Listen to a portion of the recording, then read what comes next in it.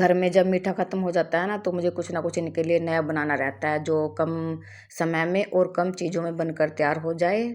तो यहाँ पर मैंने बनाई है आज चावल के आटे से बर्फ़ी। तो कैसे बनाई है आप प्लीज़ वीडियो में लास्ट तक बने रहिएगा।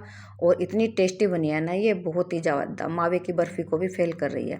तो स्वागत है आपका किरण राणा व्लॉग एंड रेसिपी में। तो यहाँ पर मैंने 1 कटोरी चावल की ले ली है। चावल आपके घर में जो भी हो आप ले सकते हैं, मोटा या बारीक। तो चावल को हम अच्छे से 2 से 3 बार अच्छे से पानी में वॉश करेंगे, मल कर धोएंगे, जिससे चावल की जो गंदगी होती है, डस्ट होती है, वो सारी उतर जाएगी। तो इसके बाद हम चावल को धोकर अच्छे से कॉटन के कपड़े पे सुखाएंगे। पहले हम इसको अच्छे से छान लेते हैं।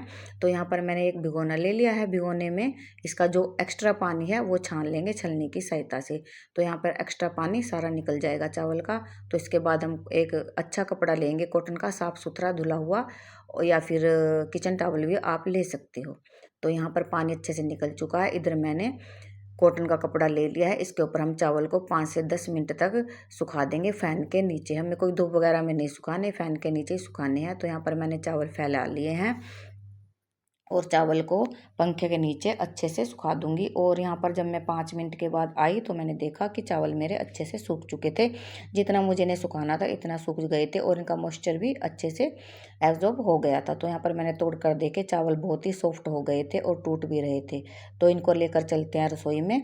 तो यहाँ पर इधर मैंने इंडक्शन ऑन कर दिया है और इंडक्शन के ऊपर रख दिया है पैन। और यहाँ पर हम क्या करेंगे, यहाँ पर हम 1 से 1.5 चम्मच या 2 चम्मच हम घी की डाल लेंगे, देसी घी। तो यहाँ पर मैंने 2 चम्मच देसी घी के लिए हैं और इसमें हम इस चावल को भून लेंगे। तो यहाँ पर घी हमारा अच्छे से मेल्ट हो गया और गर्म भी हो चुका है। तो ये जो चावल हैं तो इनको हम घी के अंदर डालकर आराम आराम से भून लेंगे। तो यहाँ पे चावल को हमें ऐसे नहीं कि कम भूनना है, अच्छी तरह भूनना है, क्योंकि चावल का आटा फिर हमें भूनने की ज़रूरत नहीं है। जो हम पहले ही चावल को भून लेंगे तो चावल का आटा हमें भूनने की बिल्कुल भी ज़रूरत नहीं पड़ेगी। और देखिए जो कच्चापन है वो भी निकल जाएगा। ये मैं आपको दिखा रही हूँ कि मैंने चावल को आराम आराम से पहले लो मीडियम पे और फिर मैंने थोड़ा तेज़ कर दिया था इसकी। तो यहाँ पर मैंने अच्छे से भून लिया। इंडक्शन को मैंने 1200 पे करके तो अच्छे से इसको भून लूँगी जब तक कि ये ब्राउन ना हो जाए। तो ये हल्के ब्राउन करने हैं हमें। और ये जब अच्छे से भुन जाएंगे ना तो इनका कच्चापन निकल जाएगा और मिठाई बहुत ही टेस्टी बनेगी। और इतनी खुशबू आ रही थी ना चावलों में से बहुत ज़्यादा, क्योंकि देसी घी डल गया था और उसमें चावल भुन गए थे। इधर मैंने उसी कटोरी से 1 कटोरी भरकर देखिए मैंने चावल की ली थी और 1 कटोरी ही भरकर वही वाली दूध की ली है। तो यहाँ पर दूध आप थोड़ा सा एक्स्ट्रा भी डाल सकते हैं, आधी कटोरी और डाल दीजिएगा अगर आपको डालनी है, नहीं तो 1 कटोरी काफ़ी है। तो यहाँ पर मैं ये दिखा रही हूँ कि दूध ना मैंने पहले ही गर्म करके रखा हुआ था।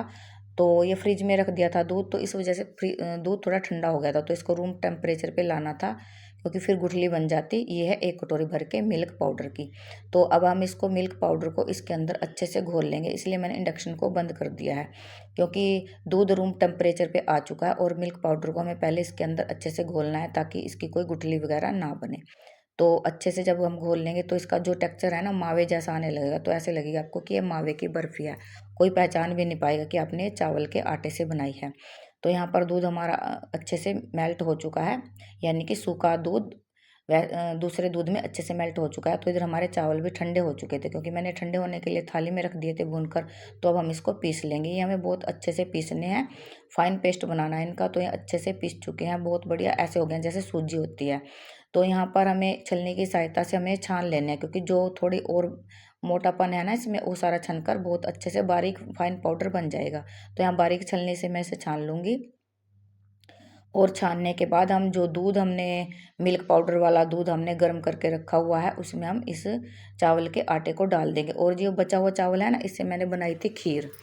जो ऊपर छलनी में रह गया इससे मैंने खीर बनाई थी, बहुत ही टेस्टी बनकर तैयार हुई थी। तो यहाँ पर मैंने आधी कटोरी चीनी की डाल दी है।